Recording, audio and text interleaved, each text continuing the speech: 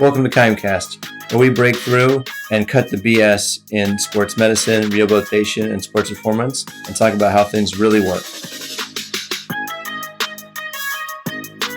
Welcome to KIMEcast. Tony Mikla, Russ Dunning, Evan Hauger, Aaron Crouch. Let's do this, fellas. So let's take on some conversation here about using kettlebells. We've really used kettlebells extensively in the last 5 years. I'd say it's become a big aspect of what we practice, and there's a lot of good reason for that. So we want to kind of dive into that as to some of the concepts of the bell and why we use the bell, and really want to help maybe remove some of the fear that might be out there from using the bell, because we really found this to be a tremendously valuable tool. And we'll talk about that from a shoulder and upper extremity standpoint, a trunk standpoint, as well as the lower extremity standpoint. You can use in these different elements, and I think get a lot of benefit from it. So, but first, Evan, we got a beer of the night. Beer of the night. This is from New Glory, which is also in Sacramento. Another local brewery. This one's called the Citra Dream. This is an IPA. Fun fact: the decoration on the can likens that to Aaron's bedroom. So, is that can wishes? Like what? How often are you in his bedroom? It's a good question. Just heard about it. Russ, it's stimulatory. Clearly, with those balloons, it would be. Yeah. That's what I thought. It looks light though. Yeah, good deal. Also, part of my preference. I don't know. Usually the Citra doesn't usually mean it's a. Yeah, see, it's the IPA. There's nothing light about that. No, it's just hidden light. That's what it is. It's hidden light. Subtleties. Yeah, there's what do we got here? There's a percentage. I'm sure it's like 7.5. Probably they all have. There's no Citra that's like 6. If they don't list it, I feel like 7. They don't list it.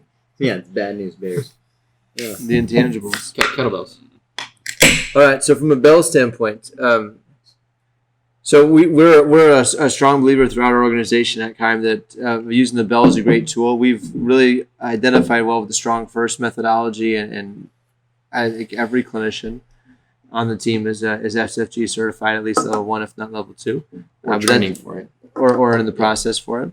And it's not to say that the SFG is the only way. I think we're also supportive of the RKC process. So either one is fine, because at the end of the day, it's about your understanding of how the bell works and how you can use it to your advantage in the training environment. So whether that be from rehab to performance, but this is probably the place we use it the most, in that space in between, where someone's gone through some rehab and now it's time to kind of build them up and start to load the process, load the system, load the pattern. And maybe someone who's about ready to kind of start on some strength training, maybe the barbells, they haven't quite, what we would say, earned the barbell yet, or maybe earned the Olympic lift yet. So how can we go through some bell work to help get them there? So, yeah, I think years ago it was. I'm a firm believer in, for any listener, especially more of a younger listener, you find your role model and you learn what they learn. You read the books they read, and I remember looking through Greg Cook's bookshelf online, and I remember seeing a book by Pavel Tsatsouline, and I liked reading what other people were reading, and so I read that book, and I thought Pavel might be of the more interesting reads in the strength world that I've ever read. And then I looked a little bit deeper, and I found out that Greg Cook was kettlebell certified, and then I found out, oddly enough, that Pavel was kind of the spearhead behind that. And looking at this kettlebell, this single tool, it was really kind of interesting on how you can develop a whole certification behind just like a singular tool. And that kind of like, I kind of jumped all in because I really loved, going back to one of our other episodes on SFMA, I love the thinking, the algorithmic thinking of the SFMA. And I thought, if the minds behind the SFMA also think that the minds behind the kettlebell is worth a dive, then I'm going to jump all in. And it didn't disappoint. I personally love the kettlebell. I've been through a variety of different, strength training methods, performance training methods, and the kettlebell has been a unique experience, more out of intrigue than anything else. And the way that I felt that it influenced my body and how I progressed my own strength pattern, my stability and movement is it somewhat humbled me a little bit right out of the gate.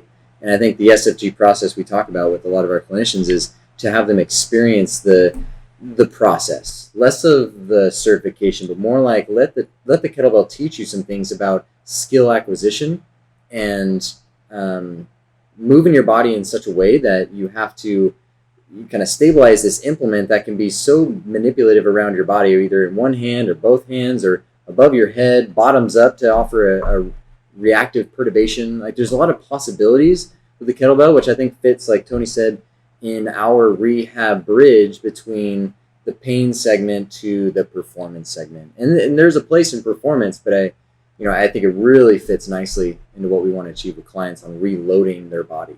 I think the stability piece that you mentioned is kind of really the key. That's the missing piece in many other forms of strength training, the missing piece in most forms of rehab. And we've talked about this on previous episodes as stability being something that we focus on heavily with holds. We've talked about these duration holds. We have a whole episode where we talked for multiple minutes on this duration hold idea. And we've talked about getting towards this version of 60 seconds of holding and many physiological benefits and many other benefits. But I think the kettlebell lends itself nicely to those holds, into those reactive holds and that reactive stability that we really have a hard time creating, I think, in other ways. So I think it forces a couple of things to turn on that we have a hard time turning on with other implements. And we had another episode, again, where we talked about internal versus external cues, or that was one of our what the fuck, right? Internal or external cues. Mm-hmm. The kettlebell is a perfect external cue because if you load it in certain ways, so if we rack it on one side or if we rack it in two ways, you mentioned, like when we do a squat, that forces your stomach to turn on. The hardest thing that you can get somebody to do when they go through a squat pattern is make their stomach turn on. And so you see this lumbar spine folding at the bottom with a axial load on top. That's a recipe for disaster, right? You put a kettlebell in front, and that forces stability in the midsection. We put the kettlebell upside down, or we put it over our head. That forces stability in the rotator cuff and the shoulder girdle in ways we can't really create with tubing or 2-pound weights or dumbbells. I think the piggyback onto that is that it's self-limiting too. One of the best things about the kettlebell is it's completely self-limiting. You have to hold it in one hand or two hands, and if you can't pick it up from the ground, or you can't hold it in a racked position and squat with it without it beating you to the floor, then you know your limitation. There's no cheating around it. You can't lay on a bench and put safety bars around you. You can't cheat with some random movement pattern by putting something on your back. You can't compensate with your movement pattern in any way because it really exposes vulnerabilities about how you move as an individual, and then those are the things you identify as the clinician or the rehab specialist to attack for that person you're working with. And so in that respect, it's very much three-dimensional as opposed to some other things that end up being a little bit more one or two planes of movement. I mean, I think there's some just weird fear, and I'm not sure where the fear is rooted, but, really we're just talking about a 35 to 55 pound object that you get to do some cool stuff with. Barbells, you'll regularly load a barbell. You just put one of the basic plates on. It quickly jumps to 135 pounds on a barbell that people do, the good old fashioned bench press. And so it's kind of a weird fear with like a 45 or 55 pound bell, even a 25 pound bell. And I think part of the fear is because people really don't know what to do with it. It's not really a bodybuilding thing. It is more of a functional thing. It's not something you'll ever get a bicep pump with a kettlebell. So I think maybe the fear is that you actually have to learn. You probably need to read a book. You probably need to go to a class. You probably need to have someone watch your patterning for you to actually use it effectively. God forbid, get involved in education, but you're going to have to follow someone that's really freaking smart, Pavel Satsaline. Well, but you got to do that, right? Well, you need a coach here. I think it's because it's a movement pattern issue, so you need a coach. But I think where we've used it and found the biggest value, as you guys have all said, is really in the fact that it forces you to control it from the beginning to the end. You can't start it in a squat rack, as you mentioned. You got to pick it up from the ground. You got to control it, and so we use it in many different ways to establish control in different body parts. We look at doing that through the shoulder and the shoulder girdle. We look at doing it through the trunk, and then also even down to the lower extremities. We look at coming up from maybe like a get up position from a split stance, from a split lunge position up to a tall standing position. So I think some of our favorite shoulder progressions, can be simple. Where again we talk about isometric holds and kind of building that endurance in those holds for 60 seconds, and that could be in the form of a carry. It could be suitcase carry, it could be rack carry, could be overhead carry, and then of course you bring up the bottoms up component, which Evan was mentioning. We use PNF a lot early on in our process for manual therapy and manual resistance and building strength in different planes, and it's a bit of reactive strength. And I think when you go bottoms up with the kettlebell, you get that same response, and you can take that to the shoulder, then you can really bring that to the trunk. I remember we had a sprinter early on when we started working together again, and we started really bringing the kettlebell into the mix, and she was insanely fast. ACL reconstruction, so coming off her ACL. She's 6 months out or so. We were squatting and such. She had started having a little bit of back stuff as we were kind of progressing her back to sport and getting back in the mix. Having some little back pain and stuff. So I was working with Russ, like, what do you think we do here? And he said, let's do a single arm bottom of a kettlebell squat. And this is a strong athlete, like one of the fastest people in her sport, in the division, in Division 1 NCAA. She's very, very fast. And after like 5 reps, she laid down on the ground. She's like, "Oh my God, like my abs are just on fire." And it's like I'd never felt like this before, and it was an interesting stimulus. And we didn't say a word about transverse abdominis or tighten your abs or any internal cues or any of that stuff. And I think to the point of fear, it's not your 3 sets of 10 exercise. Like this elite athlete was fatigued after 5, and it's because of the endurance that's required. You're holding the entire time. You really don't get to shut it off. To your point, there's no rack to hang on to it. So it's not the basic 3 sets of 10 that everybody's familiar with. It's everything starts to change here, even how you program it. That's what makes it fun. It's hard to hold on. Yes. And it's hard to hold on, and people, whether it's your, Dan John will say it's either your guns, your buns, your lungs. But, if it is your guns, you're thinking like, man, I got to really hold this thing tight. Whether it's a single arm swing or it's a get up or it's a squat, it wants to fall out of you. It wants to dump out. You want to let it go. You got to tighten it up and bring it in. And that's the part. That external cue turns everything on that should be turned on. And once it's turned on, now move. Now squat, lunge, now hinge. Have some fun with it because you're actually tightening your body. You're getting that proximal stability. And it starts with your grip. And how much more function is that? We move by gripping things. People hurt themselves moving concrete, babies, carriages, the wooden ladders. They grip something and they move it.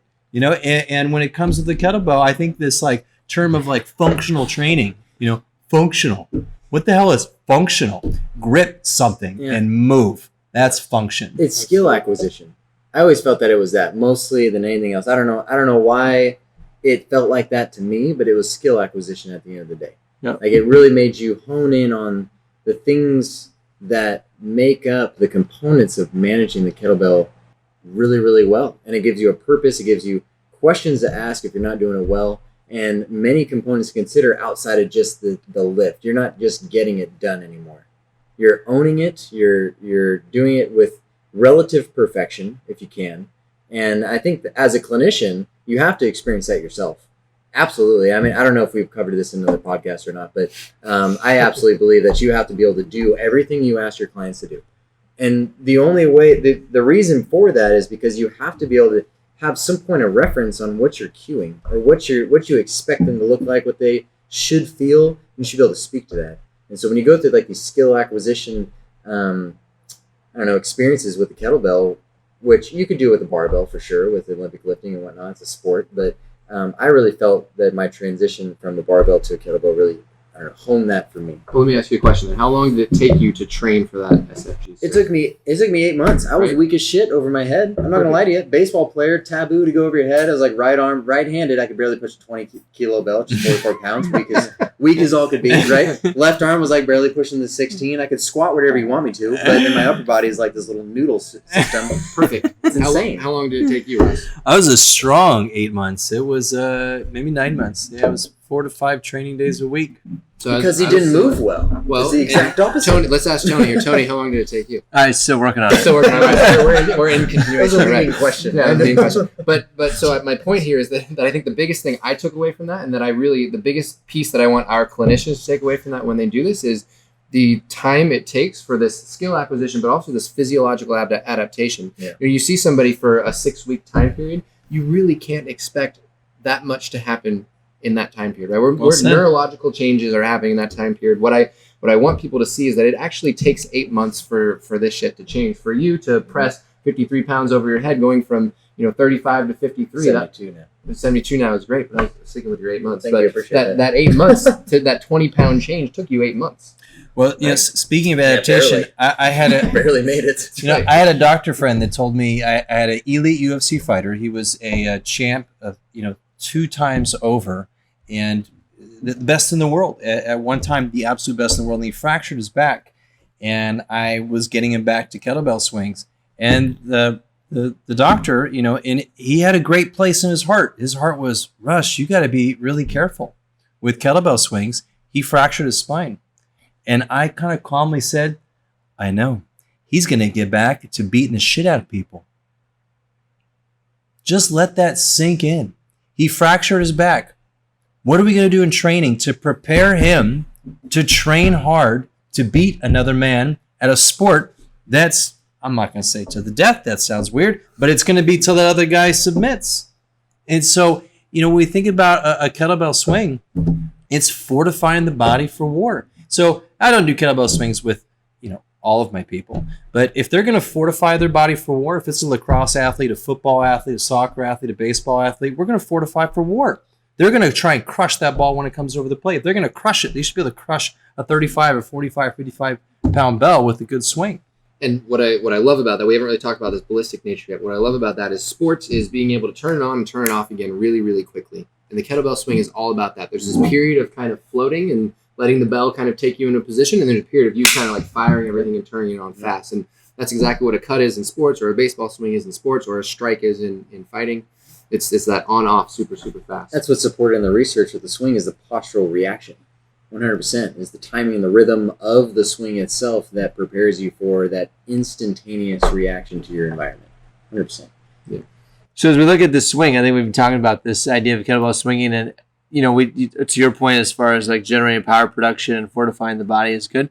I think what's kind of cool here too is we can use it as a cardiovascular tool, and I think there's a few things out there that we love from a cardiovascular development standpoint that we feel are safe, and the sled is probably our number one tool that we love from a cardiovascular development as far as strength, cardiovascular support, and it's really tough to hurt yourself pushing a sled on turf. If you got problems there, we got some serious issues, So we feel really good about that. Anything else starts to become a little dicey, whether you run or you row or you whatever it is, cross country, rowing, concept to machine, whatever it might be. But the kettlebell swing, again, is one in that category. If you have the skill set to swing, I can't speak much to it, but I see you guys doing it all the time. It looks amazing. Yeah. So I think there's thousands. I think if this is an interesting topic because I get it from clients that are watching gym members across from our facility doing swings, and they're like, "Oh my gosh, I can't believe they're doing that." Yeah, it looks scary. How could their back not just completely blow up right now? And I think that has to come with a certain perspective, and so I immediately educate them because I want to completely eliminate the misnomer out there that swings are dangerous. They're nothing more than a hip hinge with a little bit of speed. It's the way you pick up a bag of dog food off the ground. So if you can't hip hinge at a baseline, so if you're a coach or you're a rehab clinician that wants to implement kettlebell swings to some regard in your practice, you should, if you teach someone the hip hinge, the deadlift, the RDL, enough times, and they get strong with it, they no longer need coaching with it, the skills acquired, you'll teach the swing in 10 minutes. And you won't have to say a thing other than it's just a rhythm and timing thing, explore it, and then they're clean. If you try to push the swing onto someone that doesn't have a foundational hip hinge, they will fail and they will hurt 100%. It's a sharp sword. It has an amazing benefit, but if you don't prepare the person for the pattern that they're about to use with speed and impact ballistics, they're going to fail. That's an excellent point. There's a right time for every exercise, right? It all fits into the continuum we've talked about before. And the kettlebell is probably a unique tool in that it can kind of fit anywhere on the continuum. We've talked about it being very early on from a stability perspective. And you're now talking about it being like a reintegration, like speed of tissue, power development towards the end of the continuum, right? So Swiss Army knife. Exactly. It's something that can be used for many, many different tools. Strength development in the middle. There's a lot that it can do. It's very versatile in that way. And can we agree that the hip hinge is the foundation of most athletic movements? Most athletic movements, you can find a hip hinge pattern in there somewhere. So if you're going to practice something and be better at something as an athlete, the hip hinge with speed and ballistics is where you should go. And this might segue later into another question, but if you can practice something a little less weight and more volume for skill acquisition, that would probably be your best option outside of like 1 or 2 reps at a time. And that speaks to the fear part. Whenever people say, "Oh, I don't know about that. I've had my friend really hurt their back." And then we hear the story. Yeah. Doing what? Yeah. They were swinging a bell. How much weight? Well, they studied by someone, they had a few lessons, and then in 3 months they were doing really good, and they climbed with weight, and then they hurt themselves. And that's really the secret. It's really just, usually it's an excessive amount of weight, an excessive amount of volume with probably improper form. And then you get an injury. You could do anything in the world with that sequence and wind up with an injury. You could probably do jump rope with an inappropriate volume, intensity, and poor form and find an injury. So you'll find an injury with anything regarding performance if you have improper loading and improper technique. And so there's really not much fear in starting to learn, whether or not it's for you and you have a reason to fortify your body in that way, which we all should. That's on you. And to that fear point, it's somebody looking at that across the gym, somebody that's never been exposed to anything like that. I could see that being a scary movement because they're not physically prepared for that. And to your point, you have to physically prepare them for that. You should have taught them the hip hinge in many different forms, the deadlift, probably on one leg and two, and you'd be progressing them to this point. Yeah, it's scary. You walk in day one, you've never touched a weight in your life, and you go swing kettlebell. That doesn't make any sense. That's not what we're advocating. The idea is there's got to be this simple, this progression to get you to that point, and that falls over here on the far end of the continuum. If we haven't done all these things to that point, then it's a useless drill. But every drill is useless if we haven't prepared somebody. And I think that's why we use the get up so much, because the get up is slower. It has that perturbation balance component. We can teach it in many steps. You can do kind of the first step and the second step, and really have a good time with slowly developing. Yeah. There's a lot of folks, over the age of 70, I'll teach the first 3 steps of the get up, and that's kind of it. You're learning that, and they do really well with it, whether it's for a shoulder or a back stability drill. Mm-hmm. I think one thing I'll say is that as a clinician, working with the bell, we found it to be a tremendous tool, and we use it regularly. But the one caveat you have to have is you do have to have a patient be engaged in the process. Mm-hmm. They've got to kind of want to use it or accept the challenge of using it. If you're just throwing it at them, which would be true with any weight, I think, is that, hey, I want you to do this because I want you to do it.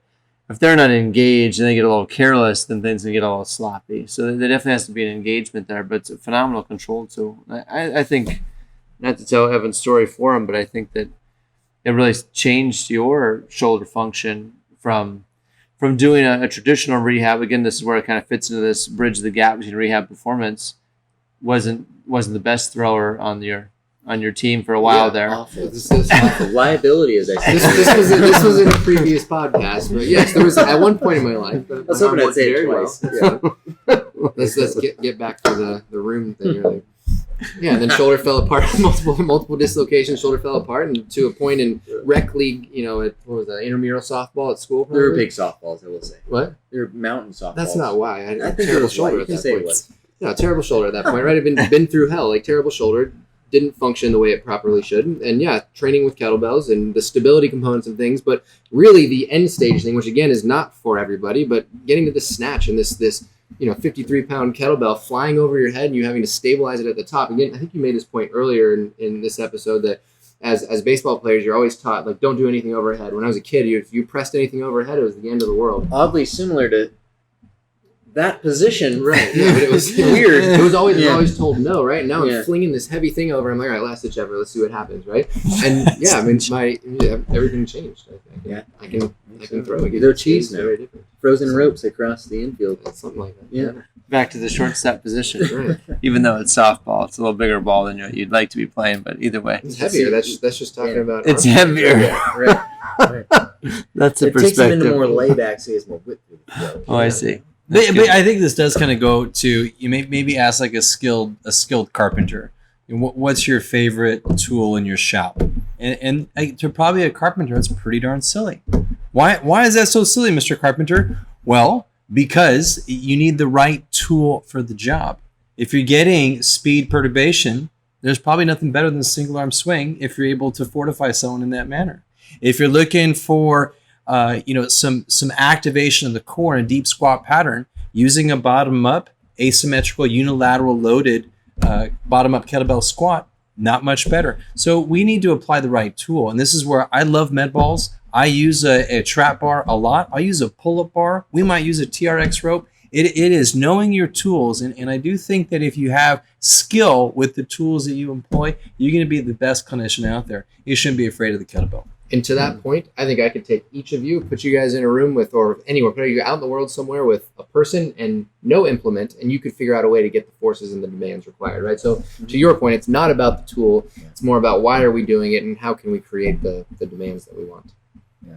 One thing we can count on is Russ to bring in a really interesting analogy. Yes. There's a kangaroo on another episode. That's resonant frequency. That's a true fact right there. Interesting expertise. It's a true fact. Yeah. That is a true fact, guys. I tell. I've heard of double negatives. Fake news. Well, I tell my fighter, hey, derailed. I tell my fighters, if you're not strong in your grip, you're not strong. Doesn't matter how much you can leg press. Doesn't matter how much you can neck bend. If you can't grab it with your hand, you're not strong. There's no this part of my body is strong. This part of my body is strong. Can you grip something? That is the essence of grip. It's so much the essence of grip that there's multiple studies on the longevity of people based on your grip health. I think this. Yeah, I'm going to harness this energy. Nicely in another. Good. I'm going to ask the question of what the fuck are we doing with AMRAP Olympic lifts? Yes. Olympic lifts done until fatigue and fatigue over. Like, why? Olympic lifting is a skill. It's a sport, yet let's do it until we're completely tired and the skill's With gone a out the novice window. lifter. With a novice lifter that went to like a learning course with a stick for one day. Maybe And then, if we're lucky. and then we loaded the If we're bar. lucky. Let's not forget the bar weighs 45 pounds. That's Right. maybe a decent fraction of their body weight, and like you need at least 10 on there because it needs to be off the floor, right? So that's with novice lifters. Right, we can just talk about Olympic lifts at its most basic point for a second. What's the point of Olympic lifts? Established power. Establish power, Thank you. right? So yes, we can establish power. 2 feet positions. There's some split stance positions with the jerks and some of those And to be things. more specific, in a vertical manner. In a very vertical manner, right? Okay, so if you look at research on this, they do develop power, but there's other things that can develop power that probably apply more to sport, and they've actually shown to be more effective than that. And the 2 things are kettlebell swings is one, so that fits nicely into this episode, and number 2 is jumping trap bar deadlifts. Those 2 things have been shown to produce more power, more functional translation power to sport than With less skill requirement and less risk. Right. Now, vertical power, yes, but you should. It starts as a hinge, which most people don't do well, so they bounce it off their thighs and go straight vertical from it. You should be able to hip hinge with power and redirect the bar vertically, which is an intense skill. Right. Which is the problem. You're asking like a very skillful movement from someone that doesn't do it well, and to do it as many times as you fucking can. And if you're not a perfect mover and you don't have perfect skill, Yeah. then you're gonna cheat. Yeah. If you ain't cheating, you ain't trying. So you're gonna cheat. Of course, you're gonna cheat. And And there's minimal room for error because the bar is about as rigid as it gets. That's exactly Right? it. In my mind, it becomes a risk-reward question. Right? I've talked to strength coaches at collegiate institutions, and they've completely eliminated the racking situation. They do the pull. Right. Awesome. Let's Yeah. move to the kettlebell and either grab 1 or 2 of them, and you have the exact same thing, but with a little more volume and probably a little bit better form, Right. with the same purpose. I think what's cool if you're absolutely right. Like using the barbell is such a fixed device. Like if you look at human movement, look at patterning, look at sport, how often are you at 2 hands overhead? Whether you're looking at the jerk or if you're looking at the snatch, that's a specific movement in that sport. But in normal sport and every other activity in the world, that's not a position of strength necessarily where you're going to be moving something or moving an object. Typically, we're going to be 1 hand overhead, pressing something. Just like if you're going to reach in your cabinet for something heavy, you're going to put 1 hand down, 1 hand up, and then reach, because that's, you got to get out, you got to open that range up. If you're throwing a baseball, throwing a javelin, spiking a volleyball, you're doing it with 1 hand up, 1 hand down.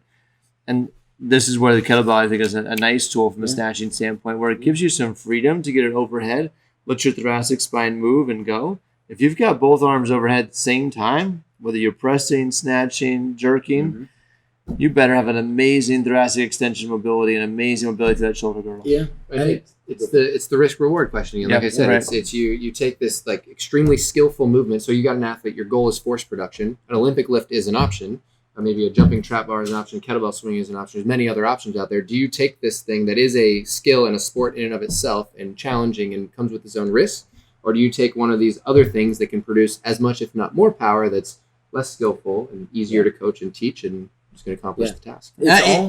I think oddly enough, I found like the best athletes usually they can't hit that overhead squat. It requires too much focus and focus on mobility. And the best athletes have some other gifts, that whether it's speed or power or conditioning, and we can't expect them to kind of nail these positions. And so I think the people who, are good at the lifts, they really value the sport of Olympic lifting. They don't use it as a supplement. It is the big show. And so, using a jerk for some supplemental work for athleticism is quite silly. Maybe we can kind of argue the hang clean, but then I'll argue just cleaning a kettlebell or double kettlebells any day. Yeah. So it's the pattern. Yeah. We're not dispelling the pattern at all. You're not dispelling the snatch is good if you can do it well. The jerk, the push press, the clean, the power clean, all those things are done really.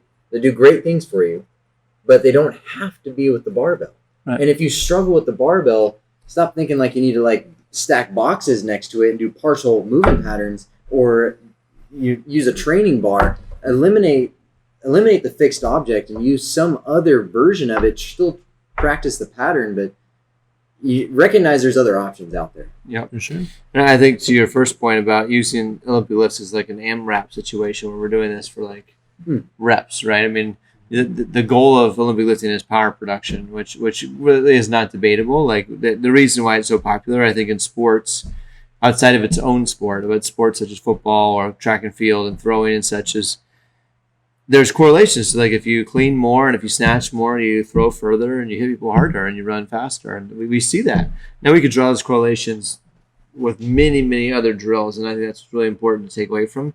You don't have to snatch more to jump higher, right? Are they correlated? Yes, to a large degree. But what's interesting is if you dive deep enough on the correlations, there's a certain level that it's kind of exponential gains where, yes, if I can, snatch 100 pounds, that's good. And 135 is way better, and 165 is way better. But at some point, 185, 200 pounds, if I was to go from 200 pounds to something ridiculous like 250 or 285, I'm not necessarily getting faster or getting better, or my jump's not getting any higher. So there's a baseline of, yes, I have a strength now to get the job done, but now getting double the improvement on my snatch no longer correlates to double the improvement of my speed. And that's so important to justify, to understand why are we doing what we're doing when we're choosing these modalities or these exercise tools, is that Diminishing returns. yeah, really, are we really getting the bang for our buck we want? You got the job done, good, let's stay there. Let's not risk reward, to Evan's point. Why would I go so much heavier with so little benefit at that point? We've seen this in the literature. Is really, really well defined. So you always have to ask yourself, why are we doing what we're doing? If Olympic sport and Olympic lifting is your thing, rock and roll. But if football is your thing, then at some point Olympic lifting has a cap.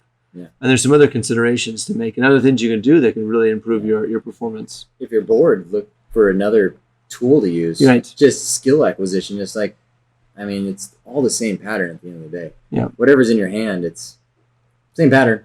Yeah, you can't refute it. And so if you're bored and you're like, I just want to get 400 because, that's fine to have that number, and that's your own personal choice and your opinion and whatnot, which is fully supported because it's you.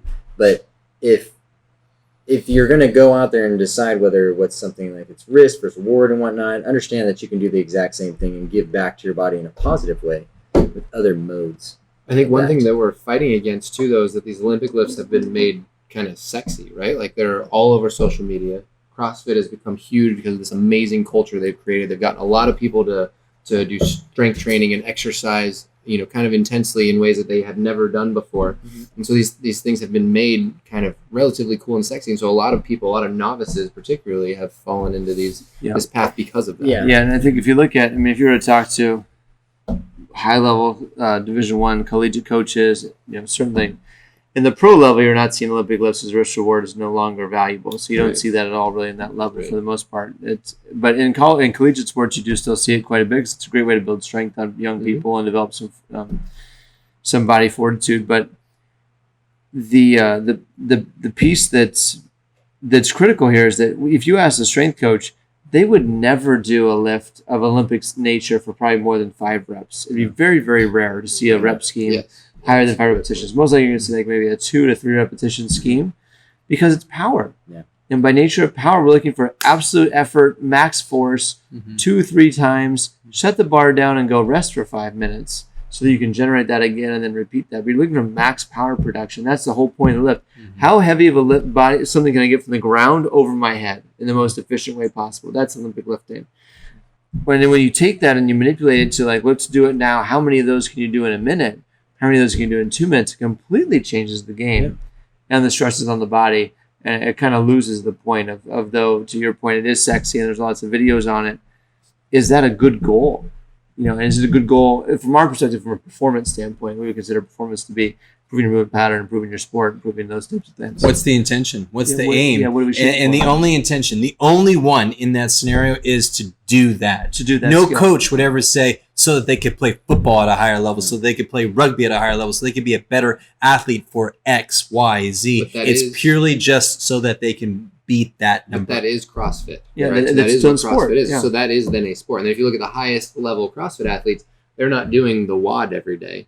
They're training in other ways for that, because if they did that every single day, their body would get beat up. And that's what we see with people that. And welcome, orthopedic surgeons, which they do quite well with the CrossFit community. Yeah, and I think that you definitely have to be careful of like working out for time. Not to say it's bad, but you just have to count what's your goal? What's the objective? What are you trying to accomplish? I think with our brand, we condition with the skill that is absolutely owned. We almost love it with a lower scale lift, but that's why we condition with the sled. We don't condition with the most difficult lift in the world. I don't know. I've gone completely into the category of like, own the skill. I promise you it'll give back to your life so much more than just doing things just to do them. Like, do things with a purpose. It gives some excitement, some actual direction to your workouts, and then own it. And once you own it, then you can kind of get creative. You can get creative with your strength endurance. You can get creative with your aerobic and anaerobic challenges, your strength in general. I mean, you can own the skill, and the possibilities are endless. And when you do those things, those various avenues, when the skill is mastered, then it has positive effects on your body. You can only do an AMRAP of something you're moderately good at for so long before it starts taking away from you. 100%. So I like the skill acquisition by far and large. If you're just in the fitness community, or if you're in the profession of training someone to do something well, like that should be your singular focus. Thanks for watching KIMEcast. We'll see you in the next episode. This was KIMEcast, and we are the KIME Human Performance Institute. Thank you very much for listening. We'd love to continue the conversation with you. Please hop on our social media. It's at KIMEHPI, and engage with us there. If you'd like us to feature a topic or answer any questions live on the show, post your comments there. You can also check us out on our website at kimeperformance.com, and there you can see links to content that we've posted throughout our podcast for more information.